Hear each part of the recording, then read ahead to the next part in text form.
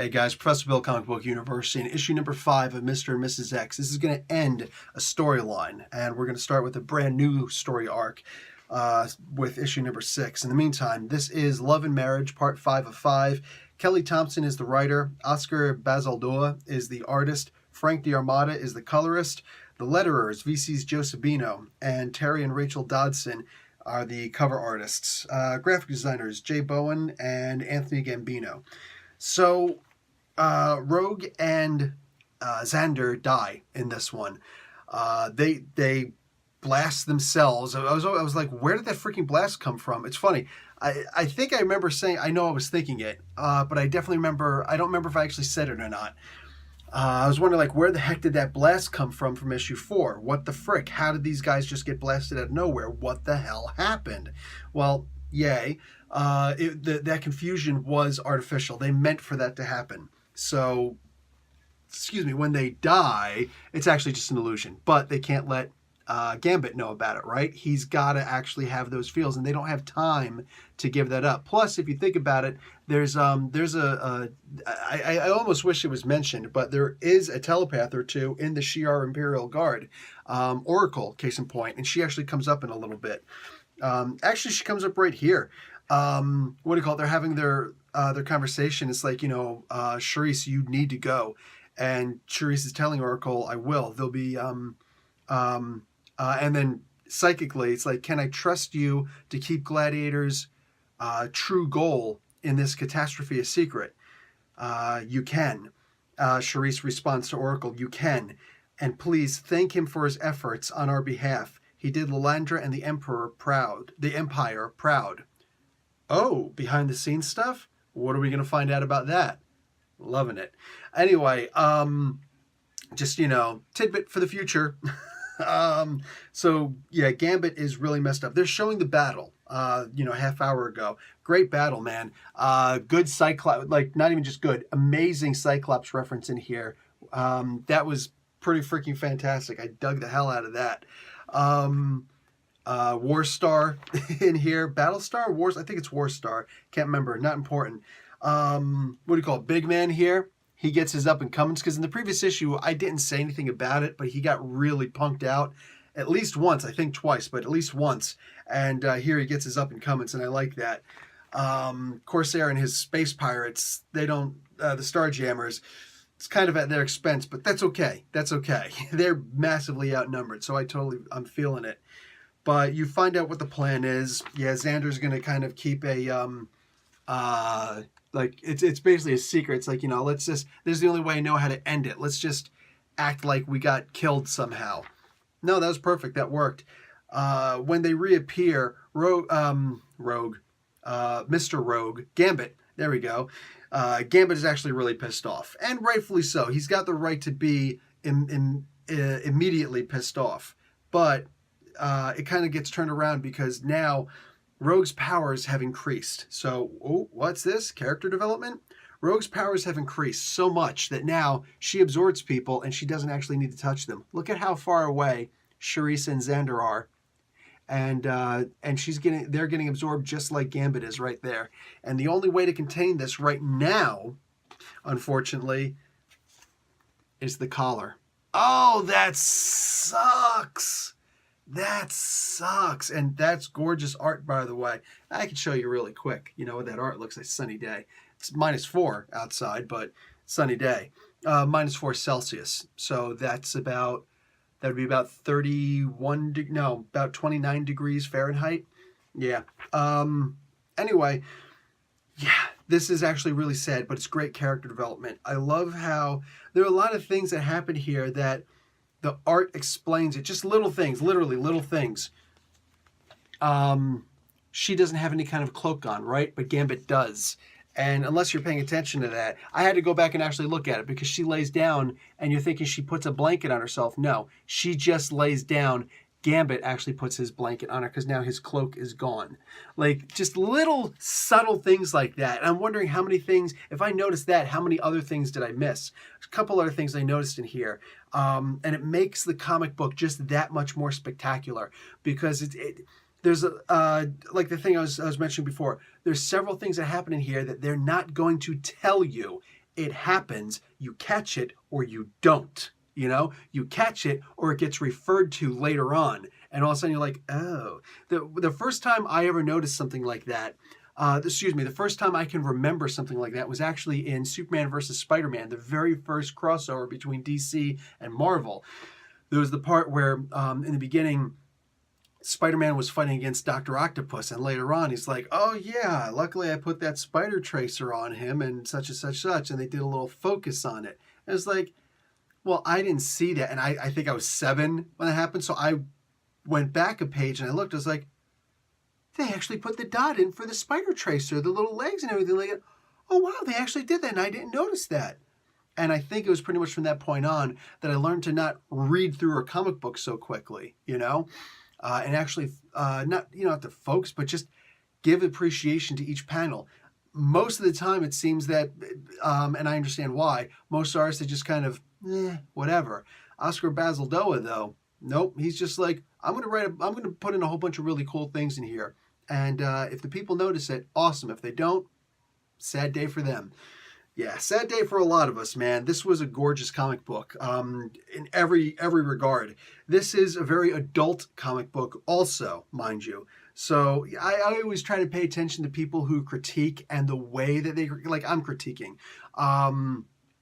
But it's the way that they critique, and it's a funny thing. If you want to tell the maturity of someone, one of the really good ways to tell the maturity of a YouTuber is to actually look at comic books like that. And there are other adult comic books out there also. Issue number 12 of Mr. Miracle was adult AF. You know what I'm saying? Not a very adult way of saying that, but try telling me what to do. This is another one of those adult comic books. This whole comic book, not this issue, the comic title, this run, feels like it's going to be very adult. You got to love that. You got to love that. For all ages, baby. For all ages. Just ask Stan Lee. Reference. God rest his soul. But, little things like this. Little things like this. You can look at the different ways that we play on power. Gambit was feeling really pissed off before, and then he lost that. All of a sudden, he's like, oh, well, I can't be mad anymore because now you're having, kind of like a nervous breakdown. I feel really bad. So what's the way that he gets his power back again in the relationship after he felt like he was powerless because Rogue's making decisions without him? He pulls out the rings. I was hiding this ever since we left, right before we left Earth. It's not that big of a deal. It's not like one of those power plays where it's like, haha, I'm the king and you're nothing. No, it's the little things that we do. Again, blink and you miss it. Don't pay attention to it. You miss out on a great story within the story. All right? Think about Dune, Frank Herbert's Dune, plans within plans. This is similar to that. Not nearly as intricate, don't get me wrong. Best story on earth. But this models that. All right. The little ways, the little things that we do to try and reassert our power in relationships, and not power over the other, but just our own individual power. You can walk down the street in shame. You can walk down the street with pride, and there are all sorts, again, to not being extreme, is to have all those different sensibilities in between. You know what I'm saying? There's all of those sense of self, your self-awareness in between shame and pride, and no one can make you feel prideful. No one can make you feel shameful but you. But this is one of those situations that actually shows how we do those. And it's a great play on the human psyche, intentional or not, but I have to assume this is intentional because the dynamic just works so well. The psychology of this, more like the sociology, but that's still just and most sociologists aren't going to want to admit that, but it is still just a play on psychology. It's a subdivision of psychology. That's just the way that it works. This was great in showing their relationships. I mean, just scenes like this, what's being said, the thoughtfulness in here. I saw this not too long ago. Sorry, I forgot his name, and shame on me. He's not on the front cover. Shame on them. VC's Joe Sabino, the letterer. When you look at things like this shows Oscar Basildoa understanding there's going to be a lot of dialogue here. So I need to draw this, a complete scene. Look, every single part of their body is in this image, right? And there's image around it. It doesn't look confusing. It doesn't look whatever, but it's got that far away kind of look and plenty of room for all of the words that have to go in here to to further co-tell the story. It's not just, and that's co-tell, not co-tail in this particular case. Basil Doa is telling the story just as much as Kelly Thompson is, and I absolutely love that. And then you need the close-ups. Here's the close-ups. And then Xander's commentary is freaking hysterical. Absolutely hysterical. It's one of the parts that make this book worth it. And it's funny because after all the emotion, I genuinely laughed out loud. Not like, oh, I wasn't chuckling, but I chuckled, just a little bit. I'm looking and just, yeah, maybe I chortled a little. There might have been a little chortling. I'm not entirely sure. But oh man, so good. So good. This, the storytelling that's in here. Thompson knows how to play with your emotions, and not in a manipulative way, but in a very friendly way. God, I almost said chick flick, and I'm afraid of the repercussions of actually attributing that, but I mean it in the best possible way. The last page isn't a big secret, but I really did love the last 2 pages. Like, they're really, really good. This is 2 characters who've been with each other in more ways than one, who are getting to know each other. All right, these are those little secrets that living together. It's something else. It's something else entirely to really know the quirks of somebody. You don't know somebody unless you know their quirks. Okay, and I'm not talking about their quirks at work or their quirks in a particular setting or not. No, their actual quirks. What they do when they let you in. And like this comic book, like I said, this is an adult comic book, man. This is great. And it doesn't mean kids can't. I'm not saying it's adult erotica, not even remotely close. It's for adults. So back to my point before, someone who criticizes this book, I'm genuinely going to see the way that they criticize them and understand their maturity, their emotional state, their emotional level. Forget about their state. That state means at that particular moment in time. No, just their actual level, where they're able to, the bar that they operate within. By the way they criticize this comic book. I can see you not liking this comic book.